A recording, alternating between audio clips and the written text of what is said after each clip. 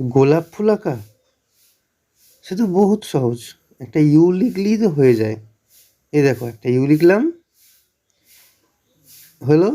এবার ইউ থেকে কী করছি, এই কোণ থেকে একদম নিচ পর্যন্ত যুক্ত করে দেবো, ব্যাস হয়ে গেলো।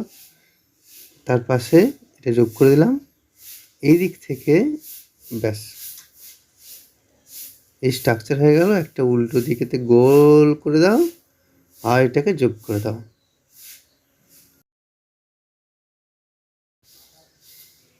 এরপরেতে পাশেতে দুদিকে দুটো ফুলের পাপড়ি করে দেব। পাপড়ি কমপ্লিট করার পরেতে ডান্ডি করে দিলাম আর দুদিকে দুটো পাতা, এটাও ওই একই রকমভাবে ডিয়ের মতো করে এইদিকে একটা এদিকে একটা করে আর কাঁটার মতো খাঁজ খাঁজ করে দেওয়া, ব্যাস তাহলেই আমাদের গোলাপ ফুল আঁকা কমপ্লিট হয়ে গেল।